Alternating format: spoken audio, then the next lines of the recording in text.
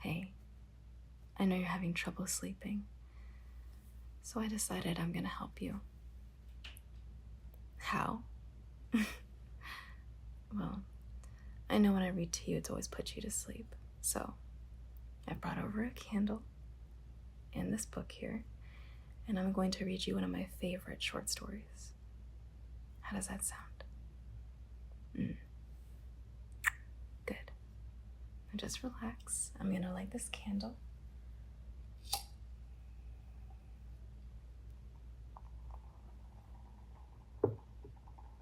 There we go. Scooch over. Now, what am I reading? Well, I wanted to pick something that was a little bit shorter. I wanted to pick something that had some closure. So I decided to pick The Story of an Hour by Kate Chopin.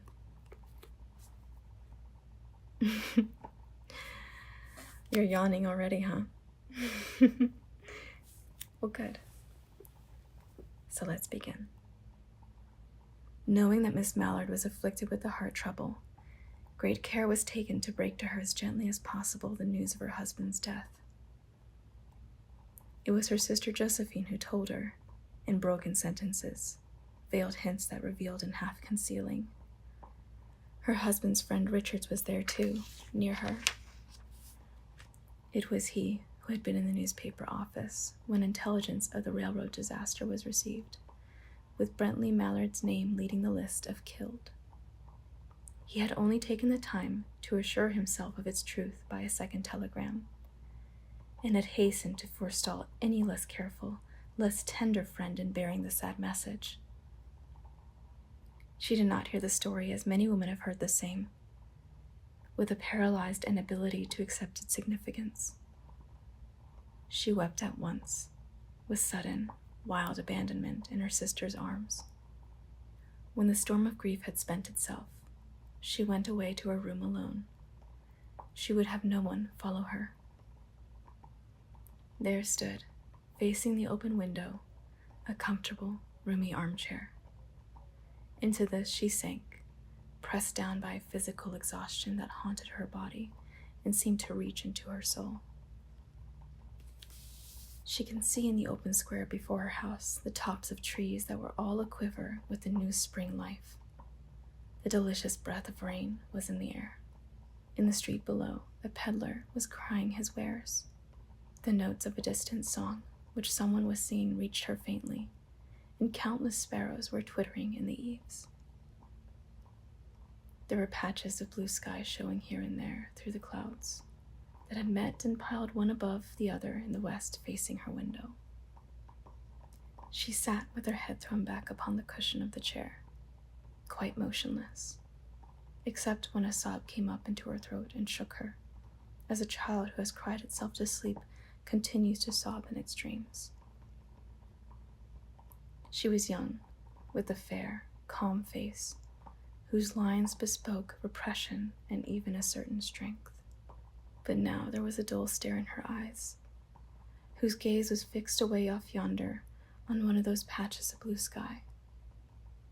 It was not a glance of reflection, but rather indicated a suspension of intelligent thought. There was something coming to her, and she was waiting for it, fearfully. What was it? She did not know. It was too subtle and elusive to name, but she felt it, creeping out of the sky, reaching toward her through the sounds, the scents, the color that filled the air. Now her bosom rose and fell tumultuously.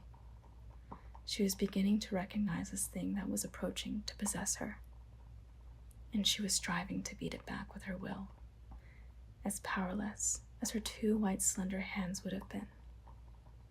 When she abandoned herself, a little whispered word escaped her slightly parted lips.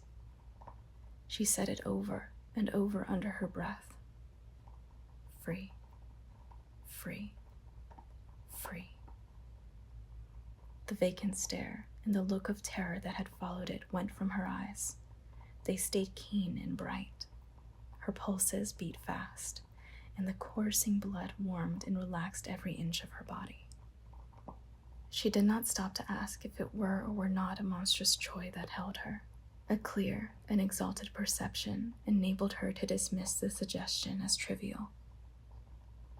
She knew that she would weep again when she saw the kind, tender hands folded in death, the face that had never looked save with love upon her, fixed and gray and dead.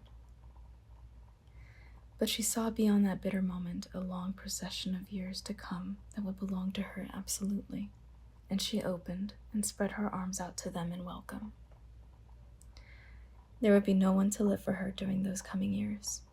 She would live for herself. There would be no powerful will bending hers in that blind persistence with which men and women believe they have a right to impose a private will upon a fellow creature. A kind intention or a cruel intention made the act seem no less a crime as she looked upon it in that brief moment of illumination. And yet, she had loved him. Sometimes. Often she had not. What did it matter? What could love, the unsolved mystery, count for in the face of this possession of self-assertion, which she suddenly recognized as the strongest impulse of her being? Free, body and soul free, she kept whispering. Josephine was kneeling before the closed door with her lips to the keyhole, imploring for admission. Louise, open the door. I beg, open the door. You will make yourself ill. What are you doing, Louise? For heaven's sake, open the door. Go away. I'm not making myself ill. No, she was drinking in a very elixir of life through that open window. Her fancy was running riot along those days ahead of her. Spring days and summer days, and all sorts of days that would be her own. She breathed a quick prayer that life might be long. It was only yesterday she had thought with a shudder that life might be long. She arose at length and opened the door to her sister's importunities. There was a feverish triumph in her eyes, and she carried herself unwittingly, like a goddess of victory. She clasped her sister's waist, and together they descended the stairs. Richard stood waiting for them at the bottom.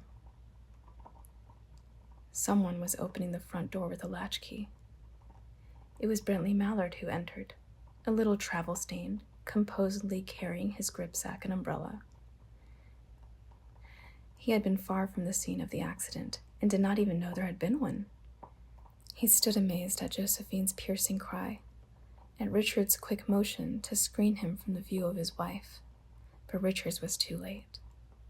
When the doctors came, they said she had died of heart disease, of joy that kills.